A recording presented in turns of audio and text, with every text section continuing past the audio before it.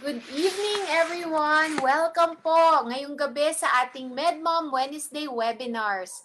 I'm your host, I'm Dr. Tippy Tanchanco. I'm a developmental pediatrician and the director of MedMom Institute for Human Development. So our Wednesday webinars po are our way of reaching out to all of you and delivering timely and relevant topics in the field of child development from our experts in MedMom. At ngayong gabi po, sobrang excited po ako. Ang ganda ng topic natin. So bago po ako magsimula, shout out po muna sa ating mga teachers. Nakita po namin, medyo marami po tayo ngayon. No? Tapos ngayon po may nag-sign up na nandito sa Quezon City. So welcome po to our teachers who will be joining us tonight. Kasi tamang-tama po, ang pag-uusapan po natin ay tungkol sa reading. And tonight, meron po tayong dalawang experts na sasama sa atin para mag-discuss nitong topic na to, teaching reading para sa ating mga children with special needs. So let me introduce them to you po. So una, let me introduce Teacher Glenda. Teacher Glenda Garcia is a reading interventionist working with children and adolescents with special and additional needs who exhibit challenges in literacy. She believes that reading should be accessible to all. Good evening, Teacher Glenda. Good evening, Doc. Ayan. Everyone is here. Okay, so excited kami. Let me introduce first our second expert for tonight. Si Teacher Kat po babalik kasi na-invite po natin siya dati but she's back. So Teacher Kat Ambayek is a speech and language therapist. She works primarily with kids. She believes that exploring leads to learning. And reading is a way of exploring. So explore with your kids, sabi ni Teacher Kat. Good evening, Teacher Kat. Good evening, Dr. P. Hi, Teacher Glenda. Hi, everyone. Ayan. Happy Okay. to be back. Ayan, sige. So siguro, habang nagsiset up si Teacher Glenda, meron lang po akong some reminders para sa atin lahat. So, unang-una po, pag meron kayong questions, you can, if you're joining us in Facebook, type niyo po sa baba, sa chat box natin. Mag-type kayo ng questions niyo doon para matanong po natin sa ating mga experts. If you're in Zoom, you can use our chat box or yung Q&A button po. Doon po kayo mag-type ng mga questions nyo. So that's our first reminder. Pangalawa po, kasi marami pong nagre-request, lalo na sa mga SPED teachers natin, kailangan daw po ng certificate. So meron po kaming gift para sa inyo. Pero kailangan po makinig muna kayo sa ating mga experts. Meron pong prepare si Dr. Angel na certificates for you, but the link, makikita niyo po yung link dyan sa Facebook natin, pero available pa lang po to pagtapos ng webinar. So after our webinar, pagdating po ng 8 o'clock, i-click nyo po yon para masabi sa amin na kailangan nyo ng certificate. Okay. Sige. Mamaya i-remind ko po kayo. Pero ngayon, let's start na. Kasi excited na kami sa topic mo, Teacher Glens. Hi. Okay. So, Teacher Kat will be joining me in this presentation and this discussion. Okay. So, we prepared this presentation to help our audience, our parents, our teachers, and the guardians for them to be able to help children in their care who may have difficulty reading, learning to read, or understanding what they have just read. So it's actually a broad topic, Doc. No, diba, teacher? Challenge. So yes, it's a broad topic.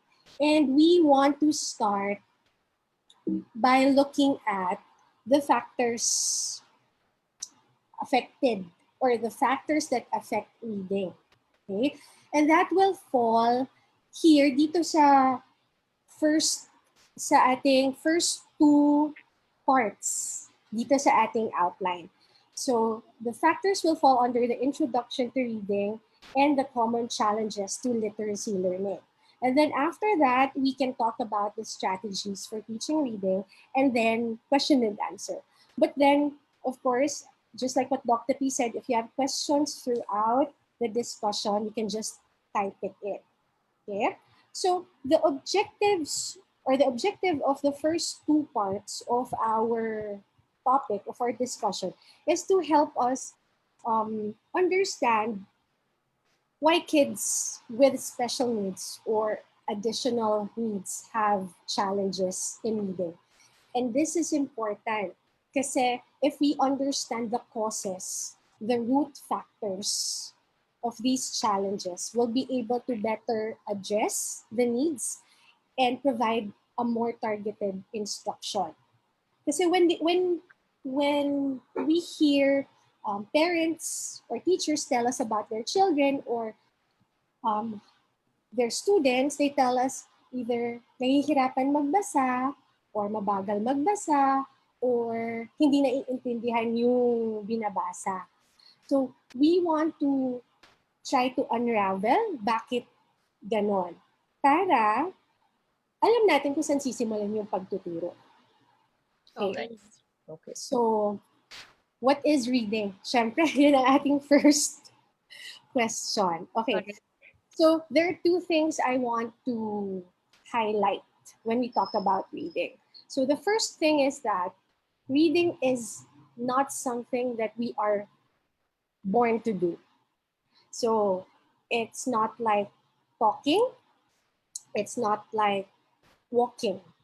So, reading is something that we are taught to do. So, given that, it's kind of expected for some people, even those without special needs, who have difficulty in reading. So, can you just imagine how much more difficult it can be for kids with special needs, given their characteristics, given their social, communication, and behavioral characteristics? Okay, so that's one thing that I want us to remember all the time. Okay, so in a very simple definition, we talk about reading as construction of meaning. Construct, binubuo. Okay, so how do we build on that? How do we build or paano natin binubuo? We have two important things. We have our background knowledge and we have the printed symbols that we see on a page. Okay, so maybe we can talk about a bit on background knowledge and printed symbols. Okay, so Doon muna ako sa background knowledge. okay, Sige, teacher ka. Oh. Because this is where we start with, and this is the connection between language and reading. It's the background knowledge. So whatever we expose our childs to or our children to, this is what they will have in their heads. And when you put the printed symbol there, like your words, your letters, yung letters so kasi kung isa-isa yan, pag pinagbuo nyo, they will form a word. Like for example, bola. So B-O-L-A, mababasa nila yan. Pero kung hindi nila alam kung anong ibig sabihin ng bola or kung anong itsura ng bola, it will not have meaning for them. It's just bola. So that is the background knowledge. So of course, bola is very simple. It can be a lot of other things. And it's our exposure, the exposure of our kids to the language. That is what will help them read. This is the support that they need for them to be able to read. So, teacher Kat, tama ba yung sabihin natin na kailangan maganda yung language at saka yung speech ng bata para madalian siya matuto magbasa? Prerequisite ba yun pag ganun? Not necessarily, Doc, because when you say, siguro depende sa definition natin ng maganda, ang Okay. language, ang ano. Pero if they have the capacity to talk, and if they can put things together, automatic naman po yun, they will understand what it is. Ang magiging difficulty lang po pag humaba na yung binabasa nila. Mhm. Then baka doon tayo mahirapan in terms of comprehension when you start putting words together. Kasi hindi na lang one word, one representation yun eh. There's already meaning in the sentence, di ba? So if you say mommy or mama, kuha, bola, that's three different words. But baka hindi nila maintindihan na mommy kukunin yung bola. Mm-mm. Hindi nila ma-put together in that way. So it depends. Siguro one word, no problem. But if you put them together in a sentence, then that will be more difficult. Yeah. So to pick up on what Teacher Kat said, pwede nating sabihin na yung background knowledge kasama na din bukod doon sa vocabulary na ina-attach natin, yung experience na ina-attach natin doon sa salita, dun sa nakikita natin, nararamdaman, naririnig, which are all concrete things, pwede natin isama sa background knowledge yung kaalaman nila doon sa iba-ibang structure ng sentences. So, halimbawa, kapag ganito yung form ng sentence, ibig sabihin, nagkukwento ako. So, kapag nakarinig din ako ng ganito, uri ng sentence, may kinukwento siya sa akin. Kapag ganito naman, ang uri ng, kapag question naman, halimbawa, parte ng background knowledge niya na alam niya na ganito yung tunog, ganito nagsisimula ang isang tanong. So, pag samahin mo yun, then you'll be able to give meaning. You'll be able to give life to your printed symbols. Your printed symbols are essentially your string of letters that are put into words, phrases, sentences, etc.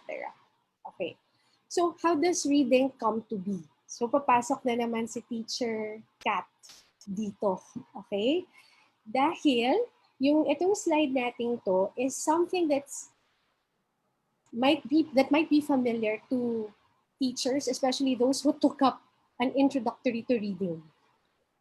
So, baka very familiar ang mga reading teachers dito. Okay? So, this slide will show us experience oral language and printed/written language. Teacher Kat already talked about or began talking about the experience. So, everything that we're able to experience, that gets in us. Okay? Yeah. That's our knowledge of the world, which includes vocabulary. Okay? So, and that vocabulary develops as we get into the oral language part. So, from the first one, experience, I can think it because I was able to experience it. Nakita ko na siya, narinig ko na siya. So, nasa mind ko na siya. Ngayon, how am I able to say it? By learning new words, by attaching words to them. Okay, that's where your oral language comes in. And then, Teacher Kat, meron ka bang idadagdag? Well, you're basically saying it. You're doing my job for me. Thank you very much. So yeah, we support our kids like whenever we play with them or whenever we are together with them. Diba, we cannot help it but just talk to them because we just want to connect.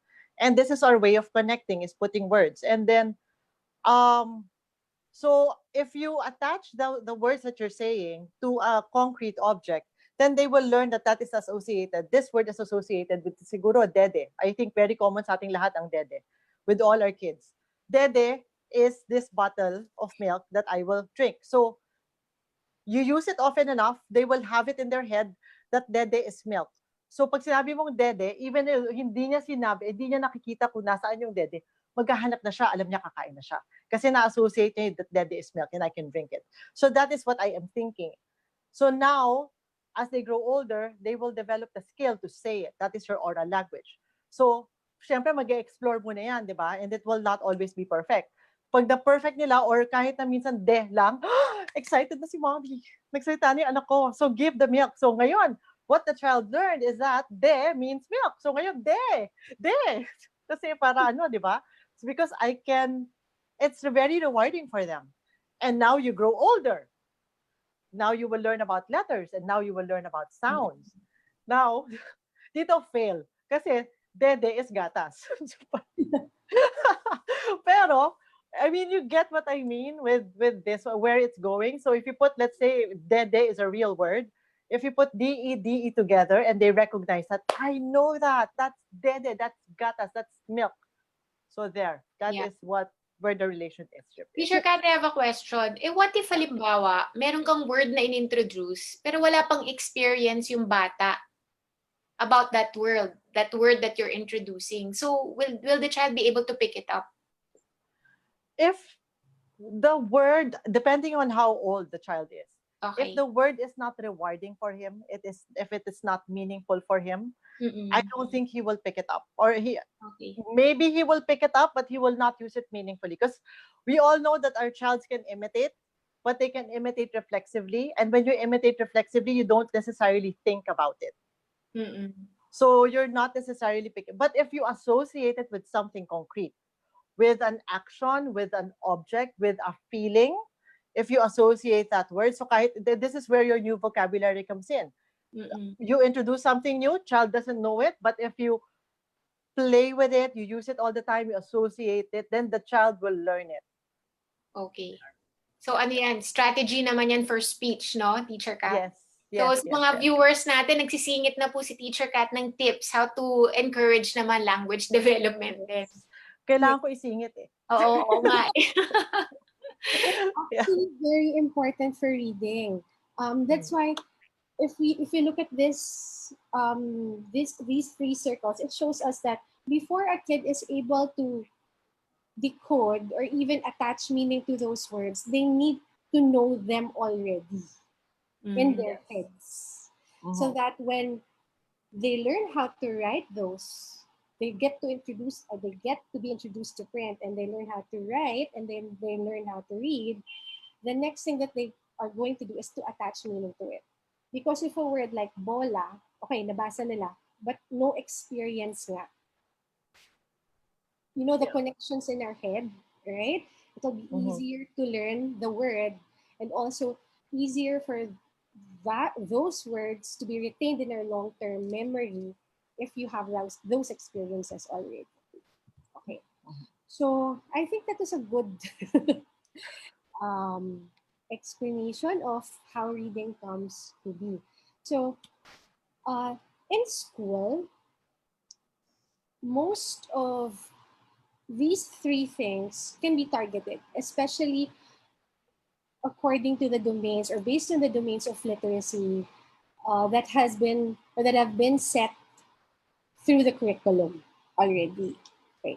But then the thing is, aside from teaching all these skills, aside from teaching them how to construct sentences, um, how to predict, how to infer. Okay, there are several other factors that we need to keep in mind. Okay, so that is what we are going to talk about next. Okay, so the first of these factors is socio-emotional.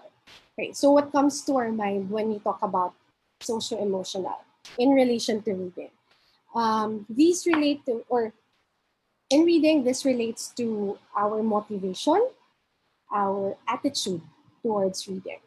So, a child or children who are highly motivated, have a positive attitude towards it, towards reading, will want to read more.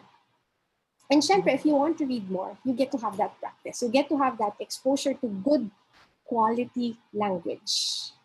So Yeah. you learn more words. So it's going to be a Yes. positive loop for them. Tuloy-tuloy lang. Okay, so Mhm. the thing to remember that or with that is how to motivate them, how to give them a positive attitude, right? So on the other hand, those who may have developed a negative attitude or poor motivation um, towards reading may want to avoid or may become averse. Aayawan nila. Kasi hindi, siguro yung first experiences nila, hindi naging okay or wala masyadong exposure, nahirapan, ayaw na. So, syempre, kapag umayaw na, nahirapan, mas lalong ayaw nila matuto. So, magiging negative loop naman. And Mhm. that's why this is a factor in reading also. Okay? Not just our language, not just the kind of materials that we have. Okay. And siguro pwede ko na rin isingit. Ayan na Mm-mm. naman ako. Sige, Pwede ko go. pwede ko na rin isingit.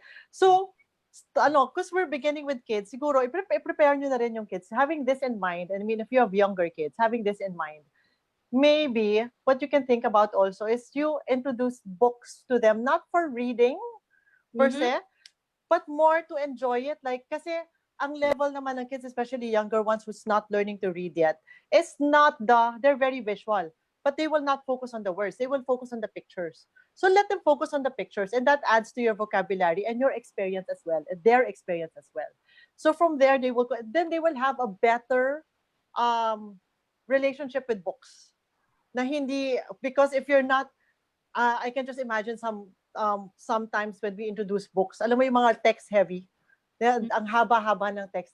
And then the parents, or the parents or the teachers, because nakalagay yung text doon, forced to good sila na they will read it kasi nakalagay eh. Kasi ganun dapat when you read a book, diba? You start from start to finish. What you can do is you can ignore the text and just focus on the pictures because that is what the capability, in terms of attention, that is where the capability of the child's mind is. Right. So let's start them that way. Just and let them enjoy the book, comment on the pictures, comment on the actions, build upon the vocabulary, and then set up that structure that we will need for later. Okay. Yes. Kat, ang galing niyan. Interrupt lang kita ha. Kasi meron tayong question sa Facebook na Yeah. how do you motivate them to have a genuine love for reading? Yes. So, maganda yung, Yes. actually, medyo nasagot mo na yung tanong na yon, di ba? Kasi parang socio-emotional. Teacher Glenn, may narinig ka ba na sometimes pwedeng bang gamitin ang music?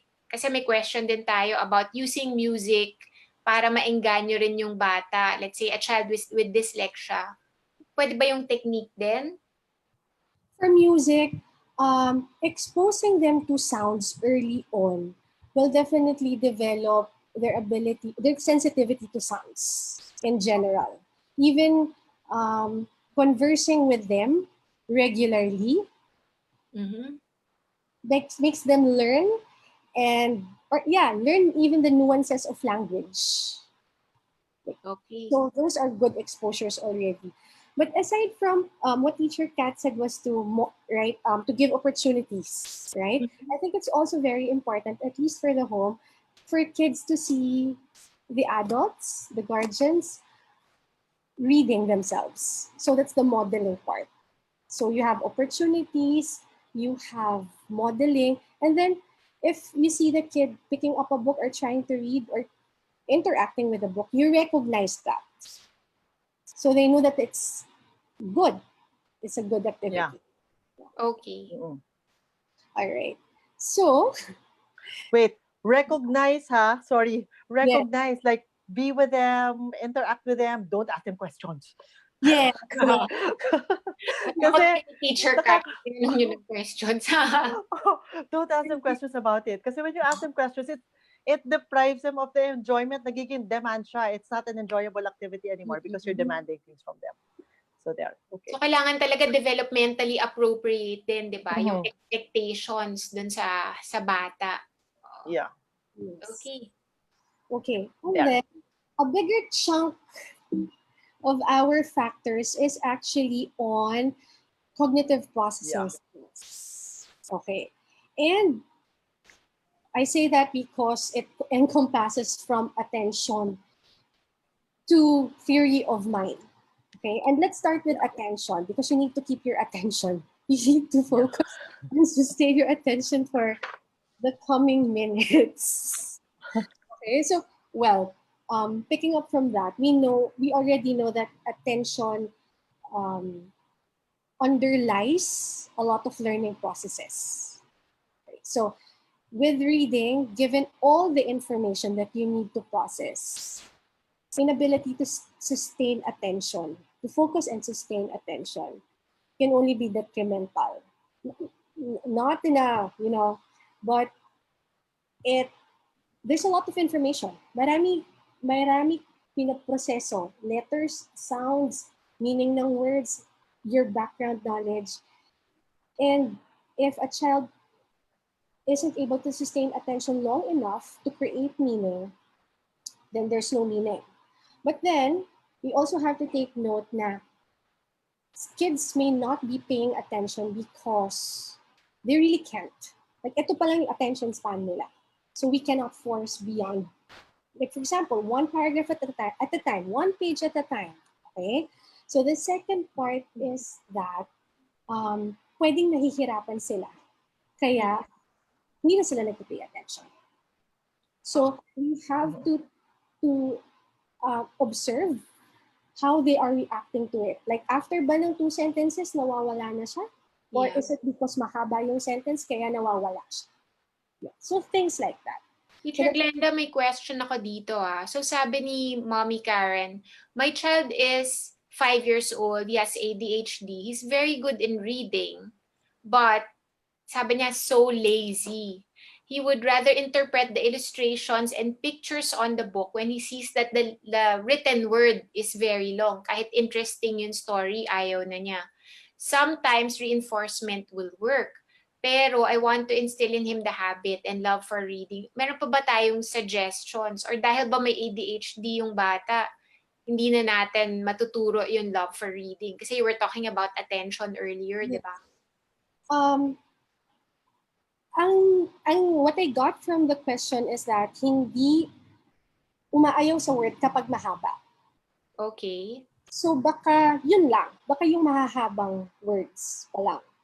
So pwedeng, if may ganong words sa isang book, pwedeng i-ready na yun beforehand, or kung hindi pa kasi alam ng kid, give it. Don't Yun. force to read it. Tapos para ma-continue yung story. So that's the kid's first interaction to the word, possibly. Diba? Yeah. So it's possibly yung ganun yung habang. Not, Okay. So And then maraming if- factors, no, na kailangan i-consider din. Sige. Yes. Go ahead, Teacher Kat. No, I'm just going to suggest na if it's like attention and because of the length, maybe it also would be a good idea to establish interest.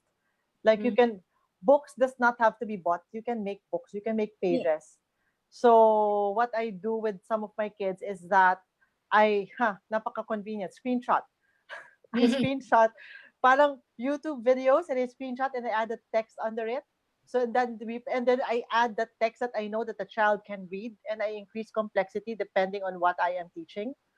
So if I want to add prepositions or para lang mag-increase yung difficulty ng sentence, so I will do that. I will manipulate that, and then because of that interest, it's engaging. He likes it, and then you can finish a book.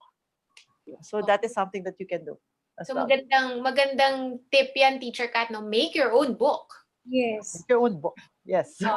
Kung pictures lang mahilig pa lang si kid, then pwede rin si kid nga yung gagawa muna ng sentence about it. Yeah. And then he can read it, diba? That's going to be so fun. Yeah. Okay. That's attention. Okay. Okay. Another part is memory. Okay. So we have different kinds of memory. We have working memory, which means ito yung ginagamit natin kapag in the context of reading, kapag nagbabasa tayo, nagde-decode tayo. Ibig sabihin, sinasound out natin yung mga letra. So, halimbawa, aso o cat, t. Pagdating ng t, kailangan natatandaan pa rin niya yung k at a. So, kailangan na-hold niya yung information na yun. So, isang klase ng memory yun.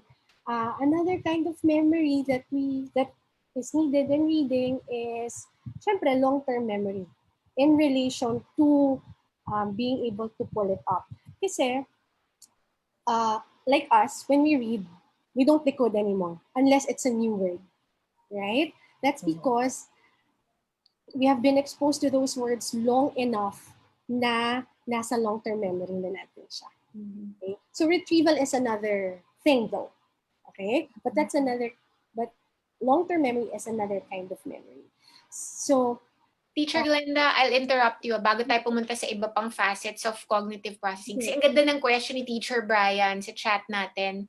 So si Teacher Brian is a SPED teacher. Tapos, in relation to what you were saying, ang tanong niya, mas maganda bang ituro sa mga bata phonetics or letter recognition? So isang tanong yon. Tapos yung isang tanong niya, sa mga batang, let's say, merong some disability, pero kasama ng disabilities, parang short memory retention. Ano yung mga techniques na pwedeng gawin naman sa kanila? okay. Pero yung first question muna, phonetics or letter recognition? Ano Okay. suggestion? So actually, both questions will be tackled din sa ating latter part ng ating ng session. But I can answer at least the first one. Mm-hmm. Kung letter recognition or phonetics. So for reading purposes, what we want to focus on is their ability to relate sounds to the letter. And Okay. that is phonics. Phonetics. Yeah. Mm. Phonetics. So it doesn't matter if alam ni kid na A at B at C yan. Because when we read, we don't read like that. Mm-mm. So it's the sounds that matter. Yeah. Yes. Okay. Okay. Alright. So maybe pwedeng i-note lang natin yung Oo, other. tatanungin ko yan ulit mamaya. Don't worry. Susubukan natin ulit. Okay. Alright. So another part is, another rule of memory is for sight words. I think this is in relation na rin dun sa mga questions.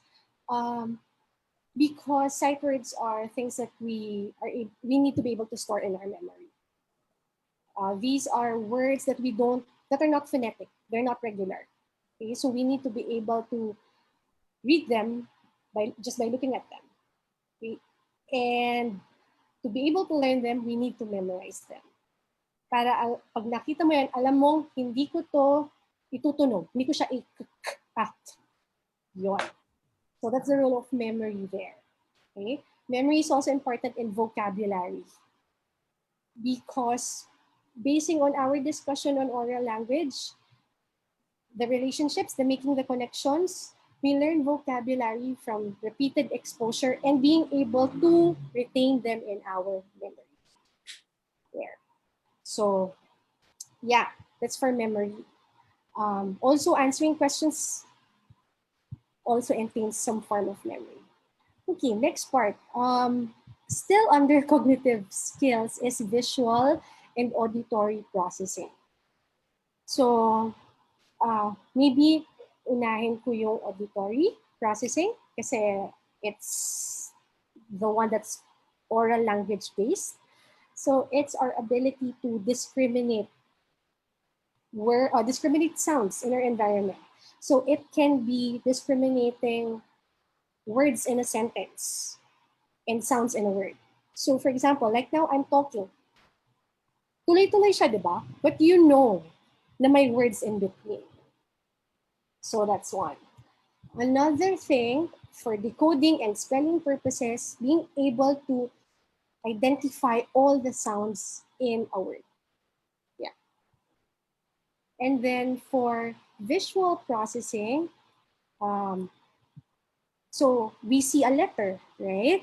So visual processing is important because it enables us to, or it's responsible for the accurate representation of what we see in print. So, yeah. So, kung ito yung letra na nakikita mo, ito dapat yung napoprocess. So, lahat yon are cognitive processes. Yeah. Baka pwede natin i-summarize. Ano ulit yung mga cognitive process, Teacher Glens? So, you were talking about attention. Oo. Memory, visual processing, and auditory. Auditory processing. Okay. Okay. We still have a couple. I'll be a little bit more quicker with them. We have processing speed. Isama ko na siya sa ability to retrieve information. So it's possible kasi na things have been taught, words have been taught, letters have been taught. And when you first taught it to the kid, alam na niya. But then, on a new instance, bakit parang nakalimutan? Or bakit ang tagal? Possibly kasi baka slow ang kanyang processing speed or may difficulty in retrieving information. So some kids really have those characteristics. So we just knowing all these cognitive processing skills should inform us now. We should give allowances to our instruction. And then, especially the next ones naman are more specific on meaning making. So we have reasoning and flexibility, our ability to make connections between information, your ability to see the big picture among details. So ito yung mga nabasa mo, ito yung mga narinig mo. Okay, so tungkol saan yun? So that's still part of cognitive processing. Kasama na dun yung ability to organize information. So some kids may have difficulty organizing all those information na pumapasok sa head nila. So if we have boxes in our head, supposedly we're able to connect an old information or a new information to an old information. Hopefully easily. But sometimes, hindi yun yung nangyayari, possibly. Pwedeng they're put in different boxes or just around our heads. Okay. Um, maybe we can end, at least for the cognitive processing, with theory Yes, of oo. mind. Yeah. Short lang, Teacher Glenn, kasi marami pa tayong kailangan i-discuss. Yes. Oh. Na-excite si Teacher Glenn. Yes. Theory of mind. So this is the ability to see another person's perspective. So in our conversations, without this or limitations in this, can already be evident, diba? What more? When all those things, when all those conversations, interactions are put in a book. It's just like, it's like that. Okay, so that's the simple Oo. explanation of it. Okay, so Alright. maybe Teacher Kat can Yes. do physiological. Physiological is this ability to produce the sound accurately. So this, for speech purposes, this is your articulation. So how the sound is produced. So some kids will have difficulty, especially for those with articulation disorders. When I say the articulation or disorders, it's when it's a production of sound. So marami sa kanila yung magkakaroon ng substitution. Like hindi kaya yung S, so magiging bat. Yung bat, instead of bus, magiging butt siya. Kasi they cannot produce the S sound. So, automatically, yung spelling mo or your interpretation of that sound will be different. Hindi na siya B-U-S because, for the bus. Because you pronounce it as but, it will be B-U-T. But this does not necessarily mean also for those kids with articulation disorders, that doesn't mean they cannot hear it well. They may be able to hear it well. They know that recognize the S, but just they cannot produce it. So it doesn't always go together. But that is the physiological part of the speech in relation to reading. Teacher Kat, So may there. question tayo. So Yes, how Doc. do you usually teach the sounds to children with special needs? Is it vowels, then consonants, or yung sounds na easier to produce like and p? I always start, because I am a speech pathologist, I am not a reading specialist. So, I sige, will, speech muna. Speech therapist point of view. yeah, I will always start with the sounds a child can already produce. Because a child will not be able to imitate a sound that he cannot produce yet. Okay. So And if the usually, child, ano na uunang i-produce nila? the easiest sounds will be your ah. So in terms of vowels, your ah, o, a, u, and e. Kasi very, very, yung movement niya, very gross, di ba? Walang control. When you do o and e, that's controlled. So you have an approximation, slightly open, pero a, it's jaw drop, e, it's lateralization, u, it's just protrusion. So those will be the common sounds. And then the easier consonant sounds, the beginning sounds for that will be your labial sounds. Labial is your ma, pa, ba, mainly because they can see it. And then it's just the easiest sound. Kaya nga mama and papa. Those are mainly your milk. It's your first words because that is the easiest for them to produce. Some kids, they have ha is also easy. Kasi pag huminga lang yan, ha na yan. And it's up to you to put meaning into it, right? Para lang maging meaningful siya. And then it will become a sound that he can actually control and produce on his own. It's not a reflexive sound na. So Okay. there. Yeah. Ganun din ba sa reading, Teacher Glenda? Based on language education din, parehas yung sinasabi nung kay Teacher Kat na ang pinakamadali ay na sound. Okay?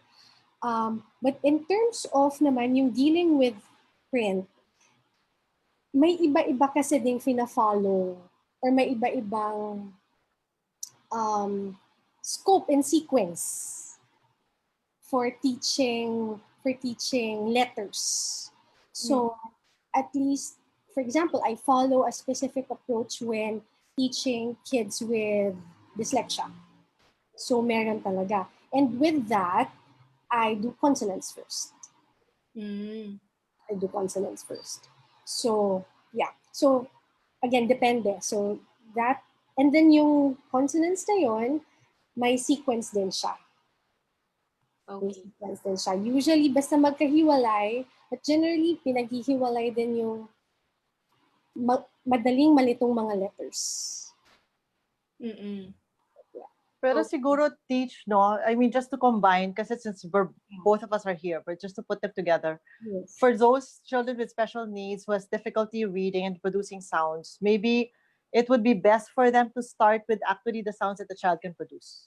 And Mm. then just find words that they can put together so that it will be meaningful for the child. And then she can start to read accurately.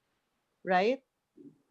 Teacher Kat, Parang, ito, yeah. may isang situation. Kasi what if a child is severely hearing impaired, but she's very interested in the written word already? So Mm-hmm. this child prefers looking at books with words more than books with pictures, and then she pretends to read the words aloud.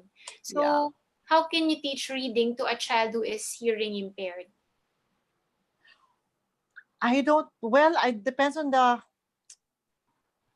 how severe the severity of the hearing impairment. I don't know if we can actually teach them to produce the sounds, but I think, Teacher Glenda, we can teach meaning, right? We will be able to teach meaning to those words. And um, I haven't really done it, but if I'm going to do it, I am going to put a lot of pictures and then put them together just so that and isolate it Mm-mm. para lang the child will be able to identify that this word, like mama will be the girl, eat will be the eat, and then eat pizza and then point to the pizza. So mama eat pizza. The girl is reading. I mean, she can identify that that girl is, and then the words are there. And if she can consistently do that throughout, changing mama, changing eating, changing the action, and being able to identify, then that's reading. Tama ba? Am I? That's comprehension. Yeah. Teacher So Glenda, you want to add on to that? Yeah, that makes sense. It'll be very difficult to teach or to be able to develop one of the foundations of reading, which is sensitivity to sounds. So being able to attach meaning to words and at least pictures, I think that would help. Mm. So parang visual, no? Make use of the other senses yes. to Yeah. teach the child how to Mm, read, no? Okay. mm, yeah. And siguro while we're talking about language, Teacher Kat, what if yung reverse naman? What about yung kids who are, so example natin, my son is 2.5 years old and he reads already, but he has speech delays. And ito medyo related din. Is there a correlation between hyperlexia and language delay or language disorder? Do you encounter that in your practice? Hyperlecture is the ability to read, diba? Teacher Glenn, that correct me. But then there's no comprehension. So the decoding is very, very good. But then he is not understanding what he's reading. So there's no background experience. So this basically tells us that the child has very good memory because he can put all of those sounds together. But in terms of because of, mainly for sound recognition and when you connect these sounds, that's how you produce it. But in terms of because you need the experience to back it up, to put meaning into it.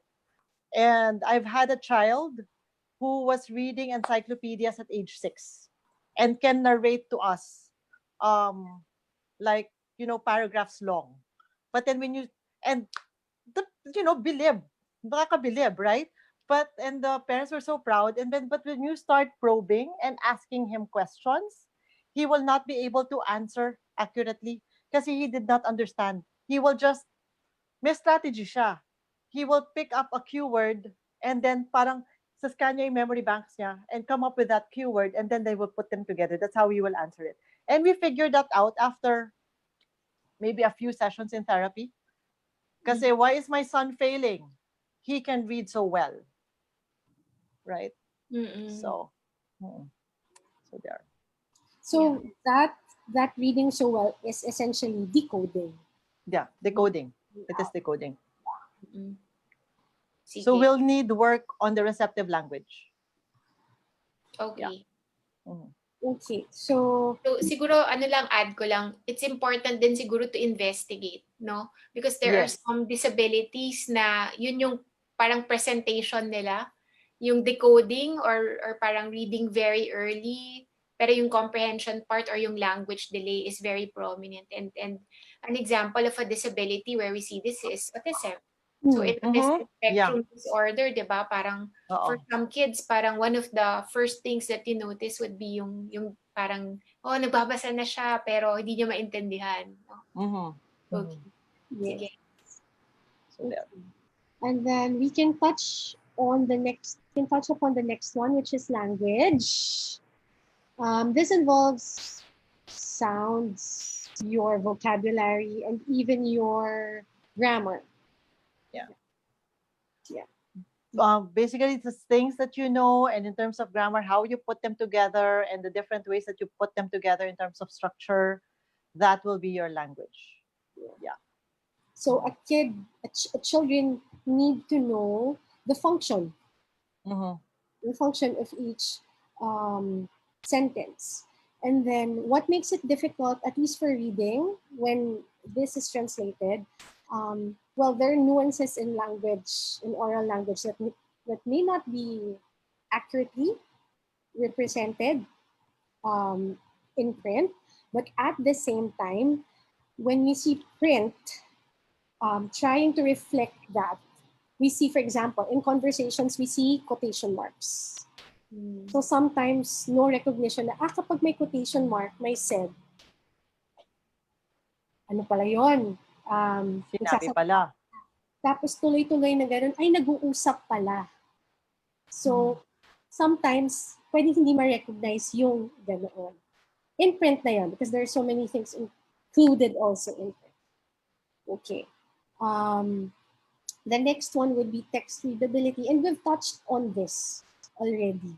So this involves from the appearance of the text, like font size, the picture, the ratio of the picture to the text, but also the appropriateness of the level, just like what teacher Kat has said.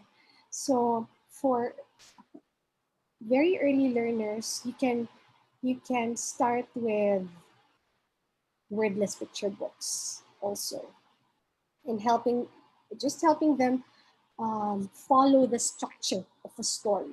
That's very helpful already. So so we have to be sensitive in, well, if we are able to check if a text is appropriate for the kid, that's good. Like if we have a system for it, but if we don't have that, and we just want to know if words are available, or if books are appropriate to him, let's be sensitive to how the child reacts. Pag nawawalan ng attention, pwedeng nahihirapan na kasi. So, change books. Yeah. Environment. Yeah, Or the environment. last. Yeah, conduciveness of the environment is very important.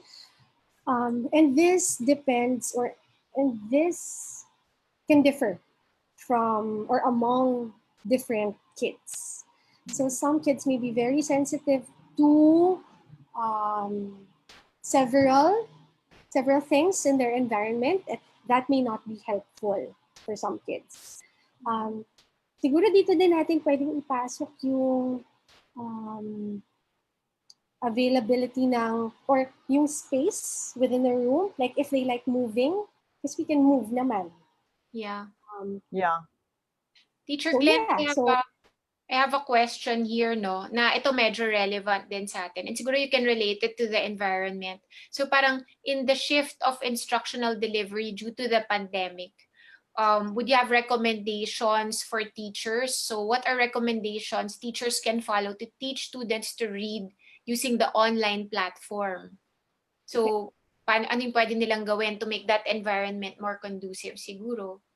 Okay. So, actually, we will also be touching on that for our strategies, but essentially, so para to sa bahay, no? Mm-mm. I'm getting it, understanding it correctly. So, we have to determine kung ano yung pinaka-comfortable, of course, yung kid. Comfortable na hindi siya aantukin. Okay. Comfortable enough na the kid will be able to sustain attention. So also we have to make sure that there are not many distractions in that environment. Yeah. So what you can place there are things that promote literacy. So you have your books, you have your possibly your alphabet chart or your cards if the parent is teaching at home. So those can be the things. But if we're talking about online materials, if we're talking about online materials, there are actually some websites that allow for manipulation. Mm-hmm. So, halimbawa, ako si teacher, tapos naka-online din si kid. So, si kid, pwede niyang galawin using her mouse, keyboard, the features of the software of what we're using now, like the annotate features. Yeah, but yeah, so there are things like that. So we're actually preparing those resources for our teaching strategies naman. Yes. So sample Yeah. lang 'yon sa mga strategies na i-share natin, no? Actually, sige Teacher Glenn, habang nagpe-prepare ka rin diyan, no?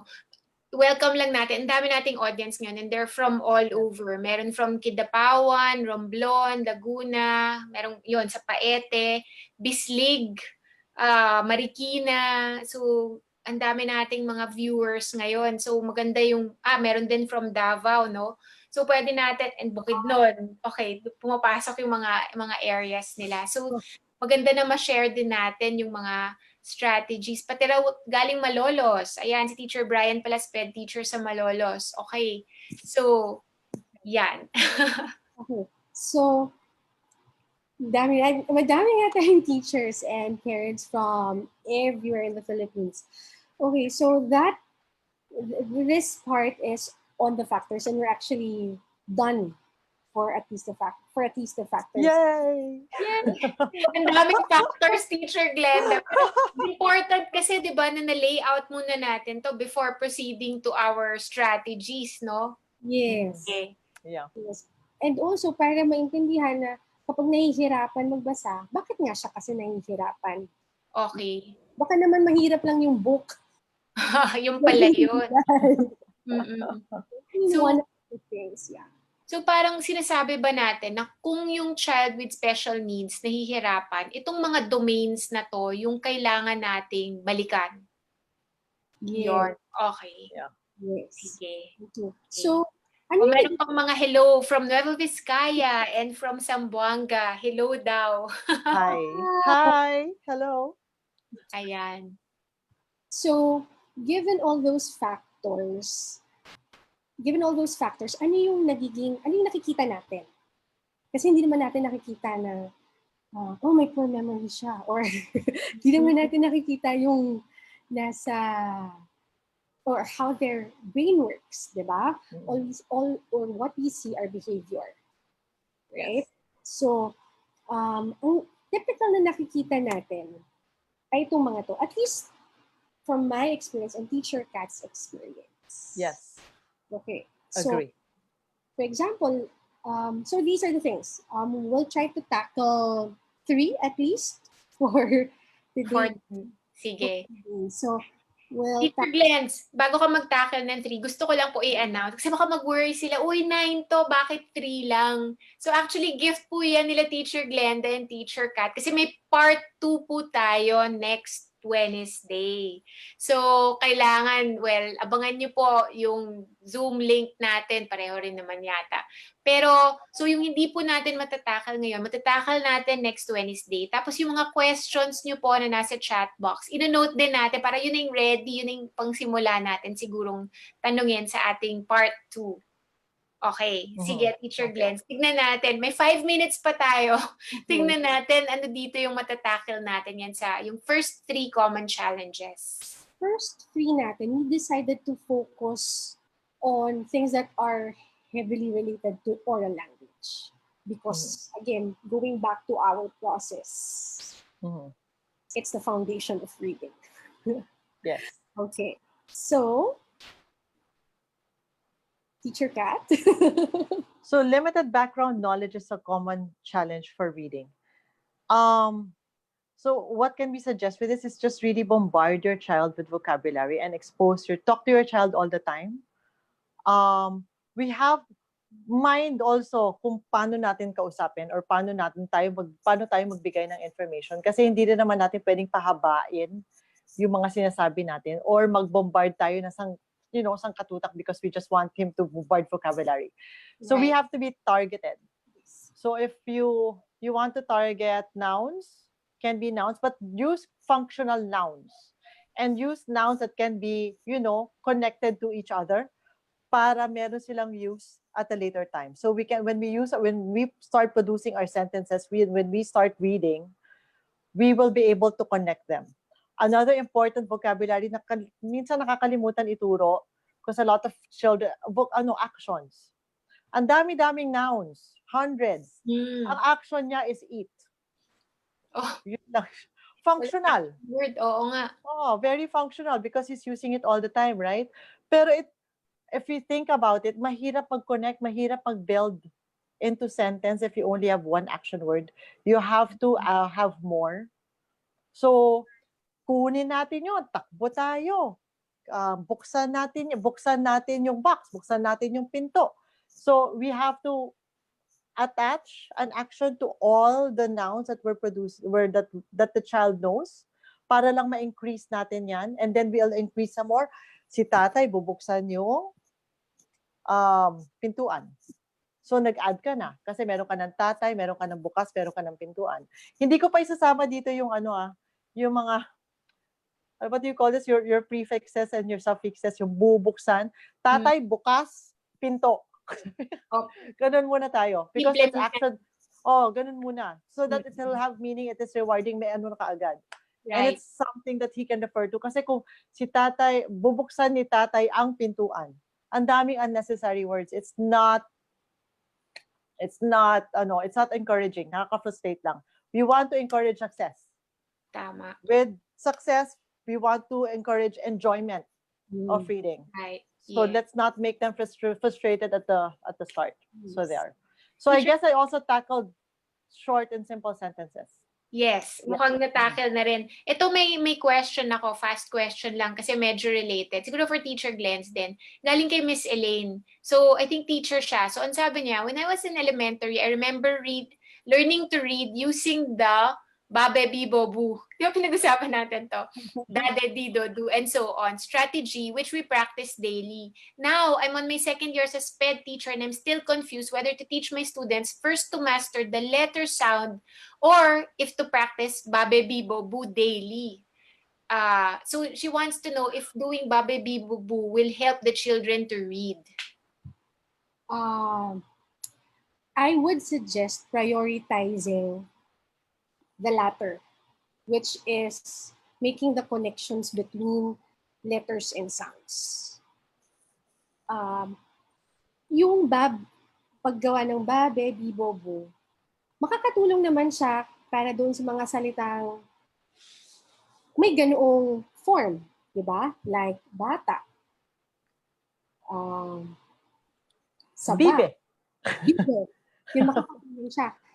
Ang limitation niya lang kasi is that hindi lahat ng salita ganoon yung forma. Yeah.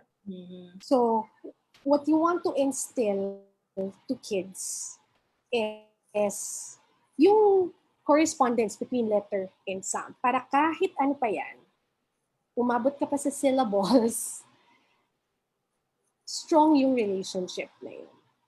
Okay. Yeah. Okay. Sige. So dun sa tanong niya whether letter sounds or babay bibo boo, you're saying mas Strongly consider. oo, yun yung gusto Yes. nating i-encourage. Yes. Yeah. Yung letter sounds na yun yung unang ituro para may function, 'di ba? Teacher Kat, you were talking about functional Yes. kasi. It has to be functional all the time so that meron siyang use for the kid. It will be rewarding to use. Yeah. Okay. May dagdag ko lang very quickly kasi din ang ba, dalawang tunog yun. So, di ba, b at a siya. So, kailangan alam nila ding pagsamahin yung dalawang tunog na yun. Yeah. Okay. Okay. Sige. Lastly, yay! Okay. Okay, so difficulty answering questions. So, with teachers and even actually for all of us, one of our measures of understanding or comprehension is if they're able to answer, right? Answer our questions. Actually, that's just the second part. Even without us asking questions, pwede naman nilang maintindihan yung binabasa nila, di ba? This is just an evidence of that. So, why is it difficult? Kasi it's another structure of a sentence. Kung sanay sila na si tatay ay ganyan, or buksan ng pinto, pautos naman, this is another one. Diba? So, kailangan maging familiar sila doon sa question. Isa pa, yung what, ano. These are very abstract words. Wala kang madidikitan.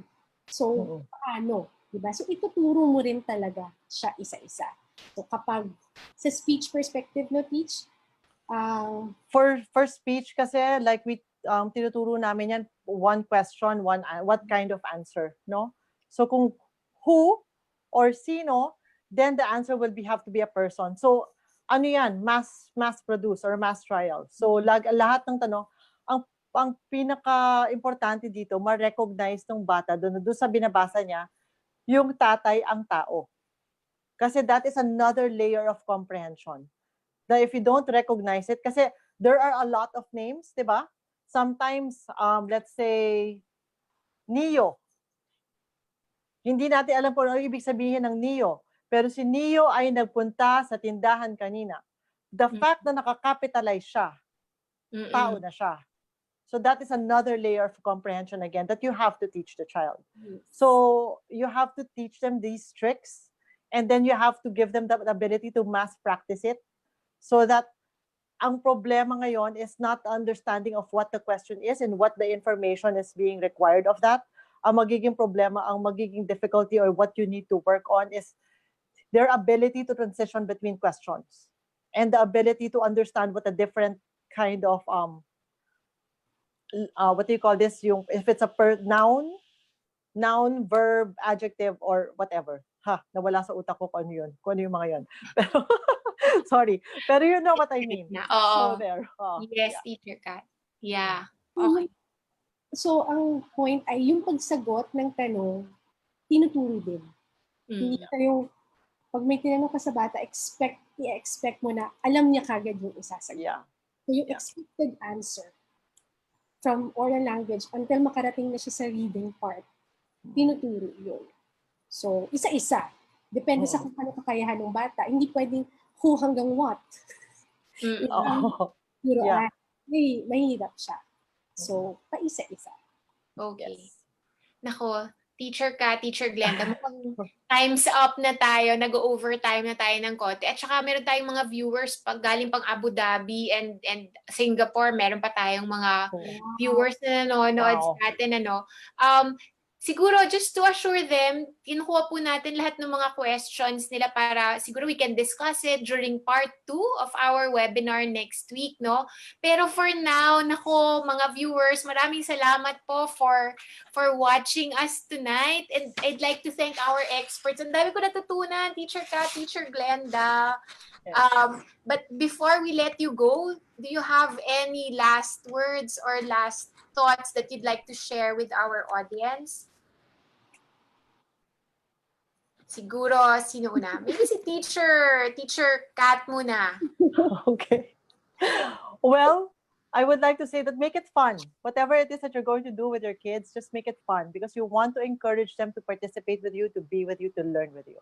So you have to find that way. I mean, if the child loses attention or interest, that's the nature of the child.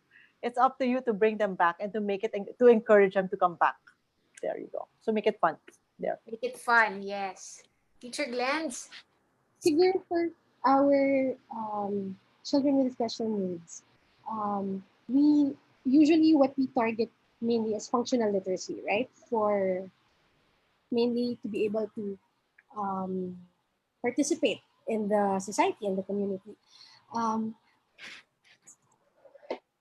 think it's important for us to remember na yun nga, kaya ng bawat batang magbasa, kakayanin nila magbasa as long as we're able to develop in them that love for reading and teach them how to properly decode and understand meaning. Yes. So kaya. Yes, yes, yes. Kaya. Kaya. Yes. Kayang-kaya, no? May Kayang-kaya. laptop na batang to. Yes, oo.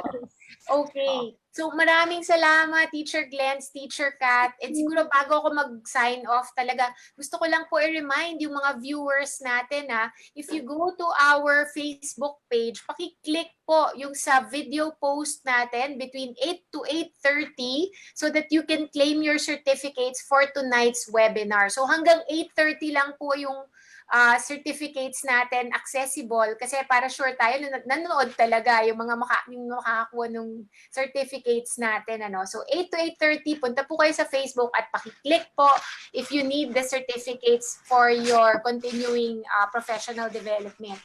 So, with that po, I'd like to thank our experts, Teacher Glenda, Teacher Kat. Thank you very much ulit. Thank you, Dr. P. Yan. Thank you, At sa inyong lahat po, sa ating audience, thank you for joining us tonight. We hope you've learned a lot. This is Dr. Tippy. Good night, everyone. Stay safe po. Thank you.